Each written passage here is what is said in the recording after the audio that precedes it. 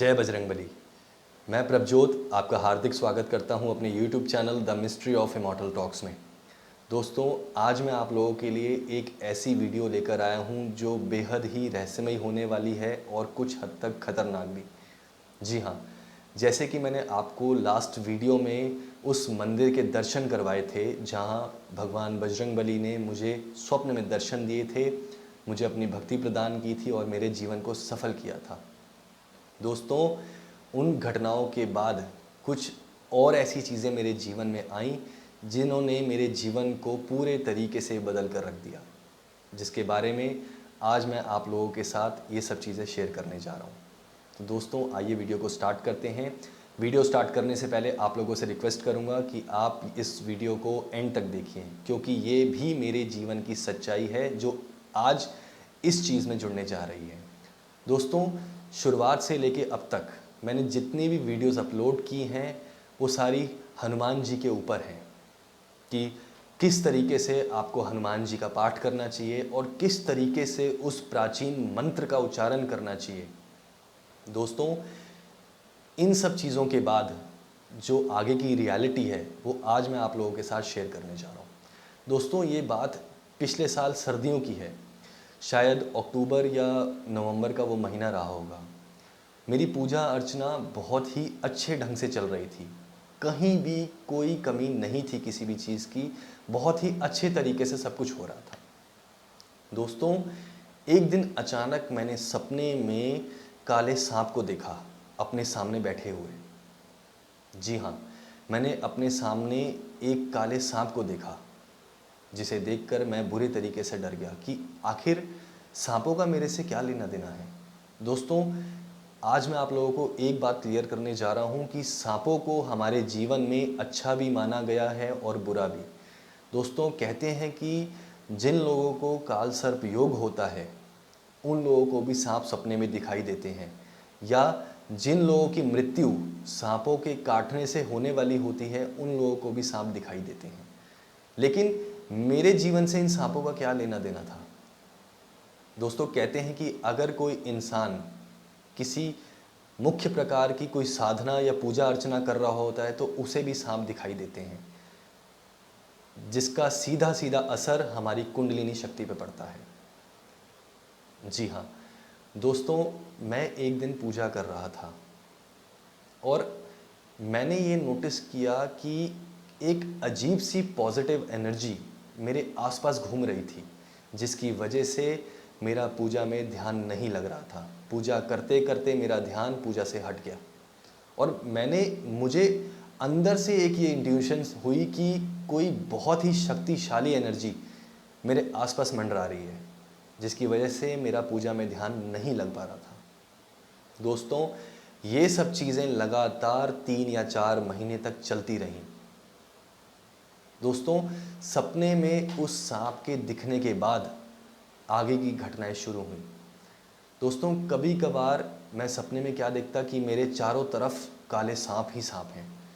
दोस्तों, जिस सांप की मैं बात करने जा रहा हूँ हम उसे इंग्लिश में किंग कोबरा कहते हैं, जिसका फन होता है, और हिंदी में उसे वासुकी नाग कहा जाता है, जो भगवान शिव के गले में विराजमान होता है। दोस्तों, इस सांप को हमारे सनातन धर्म में बेहद पवित्र माना जाता है और इस सांप का मेरे सपने में बार बार आना किसी और इशारा कर रहा था। दोस्तों, इतना ही नहीं, कभी कभार मैं सपने में शिवलिंग भी देखता। कभी कभार मुझे सपने में एक घना जंगल दिखाई देता कि मैं किसी घने जंगल के बीचों बीच खड़ा हूँ, और कभी कभार तो मैं किसी प्राचीन मंदिर में भी अपने आप को खड़ा हुआ महसूस करता था। दोस्तों, ये सब चीज़ें लगातार 3 या 4 महीने तक चलती रहीं और इन सब चीज़ों का असर मेरी पूजा पर पड़ रहा था। मेरा पूजा में ध्यान लगना बंद हो गया। इन सब चीज़ों के चलते मेरा ध्यान बिल्कुल ही पूजा से हट चुका था। लेकिन फिर भी मैं हठ योग कर कर किसी ना किसी ज़रिए से पूजा को पूरा कर लिया करता था। दोस्तों, एक दिन अचानक से जैसी ये घटनाएं चल रही थी, लगभग 3 या 4 महीने के बाद एक दिन अचानक में मैंने सपने में क्या देखा कि मैं किसी खंडर के बाहर खड़ा हूँ। जी हाँ, मैंने सपने में एक खंडर देखा और उस खंडर के बाहर दो साधु खड़े हुए थे जो मुझसे बात कर रहे थे सपने में। दोस्तों, उन साधुओं के तन पर कोई वस्त्र नहीं था, सिर्फ उन लोगों ने एक लंगोट बांधा हुआ था। जी हाँ, और उन दोनों साधुओं के हाथ में एक कमंडल था, और जो साधु अपने हाथ में छड़ी पकड़ते हैं, सिर्फ वो दो चीज़ें ही थी। और मैंने ये महसूस किया कि वो मुझसे कुछ कहने की कोशिश कर रहे हैं। हालांकि वो मुझसे बात कर रहे थे, लेकिन उनकी कही हुई बात मुझ तक पहुंच नहीं रही थी। ऐसा लग रहा था कि वो अपने होठ हिला रहे हैं सिर्फ, और मैं भी उनसे कुछ बात कर रहा था। दोस्तों, थोड़ी देर के बाद वो साधु उस खंडर में चले गए, और जैसे ही मैंने उनके पीछे जाने की कोशिश की, दोस्तों आगे जाके मैं क्या देखता हूँ कि एक बहुत बड़ा पेड़ था, एक विशालकाय पेड़ था जिसकी लताएं ऊपर तक उस खंडर तक फैली हुई थी, और उन लताओं के साथ एक बहुत बड़ा सांप लिपटा हुआ था जो मुझे ही देख रहा था। जी हाँ दोस्तों, मैं इस चीज़ को देखकर बहुत बुरी तरीके से डर गया था। हालांकि उस सांप ने मुझे कुछ नहीं कहा, उस सांप ने मुझ पर हमला नहीं किया, लेकिन उस सांप की आंख हिल रही थी। मैंने उसकी आंख को हिलते हुए महसूस किया, जो मुझे ही देख रही थी। इसके बाद अचानक से मेरी नींद खुल गई।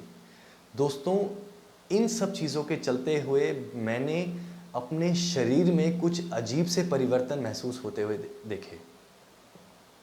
जी हाँ दोस्तों, मुझे अंदर से बेहद ही हल्कापन महसूस होने लगा। मानो ऐसा लग रहा था कि कुछ अंदर बचा ही नहीं, बिल्कुल हल्कापन महसूस होने लगा। मेरे स्वभाव में बहुत चेंज आ गया। दोस्तों, पहले मेरा स्वभाव बहुत अजीब तरीके का हुआ करता था, बहुत ही चिड़चिड़ापन हुआ करता था, और मुझे बात बात पर गुस्सा आ जाया करता था। लेकिन इन घटनाओं के बाद ये सब चीज़ें बहुत ही पीछे रह गई।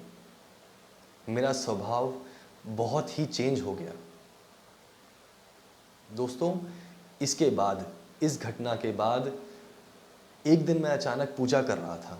जिस तरीके से मैं रेगुलर अपनी पूजा किया करता हूँ, वैसे ही मैं अपनी पूजा कर रहा था शाम के वक्त। और पूजा के दौरान जब मैं पूजा कर रहा था, तो मैंने एक चीज़ नोटिस की कि जहाँ हमारी रीढ़ की हड्डी होती है, उस रीढ़ की हड्डी के नीचे का जो छोर होता है, जहाँ हमारी रीढ़ की हड्डी हमारी हिप बोन से कनेक्ट होती है, जो उसका एंड का जो पार्ट होता है, दोस्तों वहाँ पर मुझे एक बेहद ही गर्मी महसूस होने लगी। जी हाँ, मुझे अजीब सी एक गर्माहट का एहसास होने लगा उस जगह पर। देखते ही देखते वो गर्माहट इतनी ज़बरदस्त तरीके से बढ़ गई कि जिसकी वजह से मेरी आंखें खुल गई और मेरा ध्यान पूजा से हट गया। दोस्तों, उसके बाद मेरा ध्यान पूजा में लग ही नहीं पा रहा था, और ये सब लगातार 2 या 3 मिनट तक होता रहा।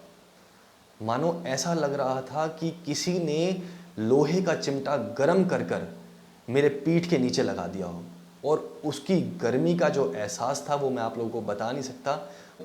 मेरा बैठना मुश्किल हो गया था पूजा में, और मैंने एक चीज़ महसूस की कि वो गर्मी धीरे धीरे नीचे से ऊपर की ओर आ रही थी। जी हाँ, और ये 2 या 3 मिनट तक लगातार चलता रहा। दोस्तों, जैसे ही मैंने कैसे तैसे कर कर अपनी पूजा ख़त्म की, सबसे पहले मैंने अपनी टी शर्ट उतार कर अपने आप को शीशे में देखा, और मैंने क्या देखा, पीछे कुछ भी नहीं था। मेरी कमर बिल्कुल साफ थी, मुझे ऐसा लगा कुछ है ही नहीं पीछे। दोस्तों, इन सब चीज़ों के बाद जो घटनाएं मेरे जीवन में घटी, उन्हें देखकर मैं शॉक्ड हो गया था कि ये सब चीज़ें भी हमारे आसपास हो सकती हैं। दोस्तों, मैंने इस चीज़ से रिलेटेड अपनी रिसर्च शुरू की। मैंने धीरे धीरे गूगल पर इन सब चीज़ों के बारे में रिसर्च करना शुरू करा, और मुझे पता लगा कि इन सब चीज़ों का लेना देना हमारी कुंडलिनी शक्ति से है। दोस्तों, जहाँ हमारी रीढ़ की हड्डी होती है, उसका जो निचला छोर होता है एंड का, उसके नीचे हमारा मूलाधार चक्र विराजमान होता है, जो हमारे शरीर का मेन चक्र होता है।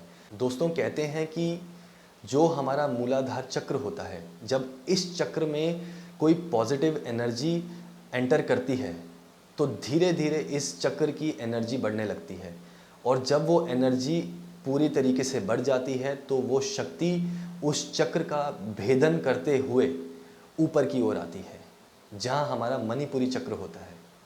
जी हाँ, हमारा मणिपुरी चक्र हमारी नाभि के बिल्कुल बीचों बीच होता है, दोस्तों, उस गर्मी का महसूस होना कुंडलिनी शक्ति की ओर इशारा कर रहा था। जिस तरीके से उस गर्मी का मुझे महसूस होना, उस गर्मी का नीचे से ऊपर की ओर आना, बिल्कुल इस चीज़ की ओर इशारा कर रहा था कि कुंडलिनी शक्ति का विकास हो रहा था मेरे शरीर में उस वक्त। मैंने कई जगह रिसर्च करी और जहाँ भी मैंने रिसर्च करी, मैंने हर जगह यही नोटिस किया कि सबसे ज़्यादा जो पॉजिटिव एनर्जी होती है वो हमारी मूलाधार चक्र में विराजमान होती है। जब वो एनर्जी हद से ज़्यादा बढ़ जाती है तो वो एनर्जी मूलाधार चक्र को भेदती हुई मणिपुरी चक्र तक आती है, जिसके बाद हमारे शरीर में कई चेंजेस आते हैं। जैसा कि मैंने आप लोगों को बताया कि मेरे शरीर में अजीब से चेंजेस आने लग गए थे। मुझे ऐसी इंट्यूशंस होने लगी थी मानो कि जैसे कुछ लोग होते हैं कि अगर आप लोगों के साथ कुछ बुरा होने वाला है तो कुछ लोग ऐसे होते हैं जिन्हें पहले ही इंट्यूशंस हो जाते हैं कि हमारे साथ कुछ बुरा होने वाला है। दोस्तों, ऐसे इंट्यूशंस मुझे होने स्टार्ट हो गए। जी हाँ, और इन सब चीज़ों के बाद ऐसी घटनाएं और मेरे जीवन में घटने लगी जिनकी वजह से मैं बिल्कुल ही बदल गया। दोस्तों, आने वाली वीडियोस में मैं आप लोगों के साथ कुछ ऐसी चीज़ें शेयर करूंगा जिसे सुनकर देखकर आप पूरे तरीके से शॉक्ड हो जाएंगे कि ये सब चीज़ें भी हमारे आसपास मौजूद हैं। जिस तरीके से मुझे इंट्यूशंस होती गई उस तरीके से मैं आप लोगों के साथ ये सब चीज़ें शेयर कर रहा हूँ। दोस्तों, कुछ लोग ऐसे होते हैं जिन्हें सपने आते हैं लेकिन वो सपनों को याद नहीं रख पाते, और कुछ लोग ऐसे भी होते हैं जिन्हें सपने याद होते हैं और इन सपनों को हकीकत में बताना बेहद ही मुश्किल का काम है।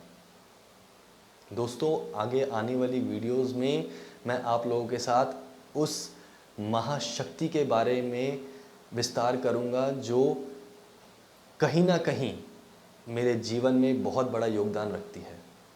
जी हाँ, जो उस मार्ग पे छुपकर मेरा इंतज़ार कर रही थी। दोस्तों, वो शक्ति इतनी विनाशकारी है कि पलक झपकते ही इस सृष्टि का सर्वनाश कर सकती है। शायद मेरी बातों से आप लोग समझ गए होंगे कि मैं किस शक्ति के बारे में आप लोगों से बात करने जा रहा हूँ। बहुत जल्द ही आप लोगों के समक्ष मैं उस वीडियो को लेकर आऊँगा, उस महाशक्ति के बारे में आप लोगों के साथ बात करूँगा। तब तक के लिए जय बजरंगबली, जय श्री राम।